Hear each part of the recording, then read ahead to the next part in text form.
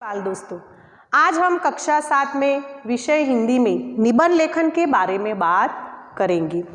बाल दोस्तों, जब भी आप निबंध लिखने की शुरुआत करोगे तो आपको कुछ अंश के बारे में जानकारी प्राप्त होनी चाहिए। जैसे कि जब भी आप निबंध लिखो तो निबंध को हमेशा परिच्छेद में लिखा करो। निबंध सिर्फ एक ही परिच्छेद में होना न चाहिए, अलग अलग 2 या 3 या 4 परिच्छेद होने चाहिए। परिच्छेद में अलग अलग मुद्दों की अलग अलग माहिती होनी चाहिए। आज हम मेरा भारत महान इस निबंध के बारे में बात करेंगे। तो आप जब भी निबंध की शुरुआत करोगे तो पहले उसकी प्रस्तावना लिखनी पड़ेगी। तो आप प्रस्तावना में लिख सकते हैं कि मेरे देश का नाम भारत है, यह अन्य नाम से भी प्रसिद्ध है, जैसे कि यह हिंदुस्तान भी कहलाता है।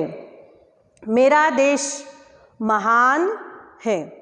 ये इस तरह की आप प्रस्तावना करने के बाद आप दूसरा परिच्छेद लोगे।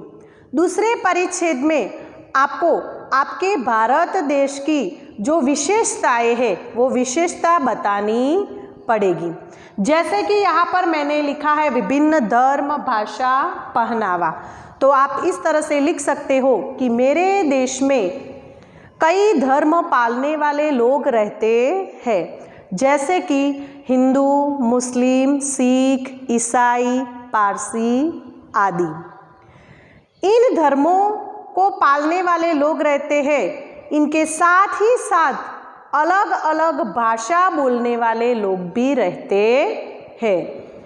साथ में भाषा भी अलग, धर्म भी अलग और उनका पहनावा भी अलग है।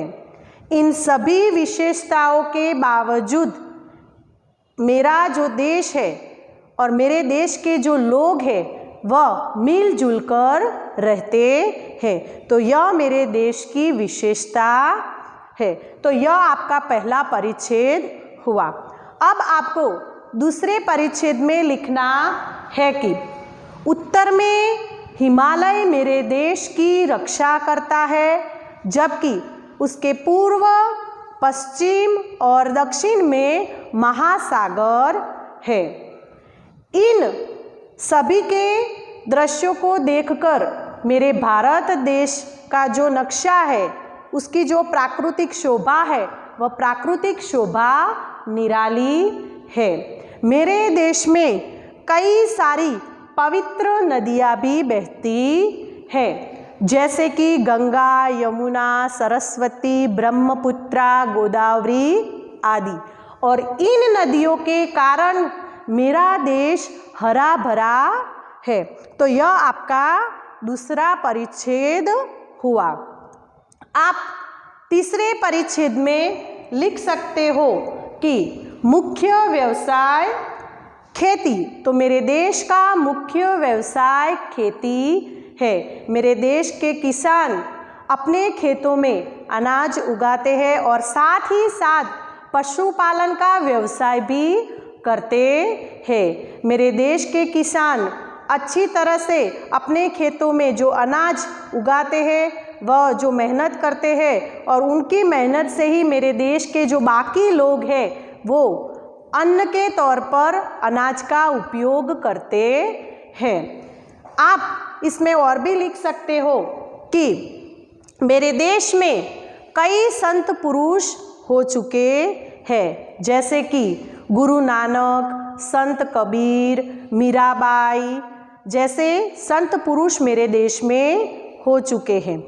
आप यह भी लिख सकते हो कि मेरे देश की जो जन्मभूमि है वह भगवान श्री राम, कृष्ण जैसे देवों की जन्मभूमि है। मेरे देश की भारतीय संस्कृति ऋषि मुनियों की संस्कृति कहलाती है। मेरे देश की जो संस्कृति है वह संस्कृति ऋषि मुनियों की संस्कृति से जानी जाती है। तो आप इस तरह का इस परिच्छेद में उल्लेख कर सकते हो। मेरे देश में अलग अलग वेदों को भी पढ़ा जाता है, जैसे कि ऋग्वेद, यजुर्वेद, सामवेद, अथर्ववेद। मेरे देश में गीता जैसा जो धर्म पुस्तक है, इस पुस्तक को पवित्र माना जाता है, यह भी आप इसमें लिख सकते हो। उसके बाद आपका तीसरा जो परिच्छेद होगा, तो उस परिच्छेद में आप लिख सकते हो कि भगवान या देवों के साथ साथ ये कई महान पुरुषों की भी जन्मभूमि है, जैसे कि गांधी जी, जवाहरलाल नेहरू, सरदार वल्लभ भाई पटेल जैसे जो महापुरुष हो गए, वह देश नेता हो गए, तो इनकी भी यह जन्मभूमि है। और कई ऐसे क्रांतिवीर और शहीदों की भी यह जन्मभूमि है कि जिनके आधारित, जिनके द्वारा आज हमारा देश स्वतंत्र है। तो आप यह बात भी इस जो निबंध है, ये निबंध में आप उल्लेख कर सकते हो। बाल दोस्तों, इसके साथ साथ अब हमारा यहाँ पर जो पॉइंट है देखने लायक स्थल, तो मेरे देश में कई ऐसे देखने लायक स्थल हैं जो अपने इतिहास के बारे में बताते हैं, जैसे कि ताजमहल, कुतुब मीनार, अलग अलग ऐसे जो देखने लायक स्थल है, तो इसकी भी आप बात कर सकते हो। उसके बाद कल कारखाने, तो मेरे देश में इन ऐतिहासिक स्थलों के साथ ही साथ कई कल कारखाने हैं। कल कारखाने यानी कि उद्योग भी पले फूले हैं। मेरे देश में ऐसे ऐतिहासिक स्थलों के साथ साथ कल कारखाने जैसे उद्योग भी विकसित हुए हैं। तो आप इस तरह से निबंध लेखन कर सकते हो। अंत में जब भी आपको उपसंहार देना हो तो आप यह कह सकते हो कि मुझे मेरे देश पर गर्व है।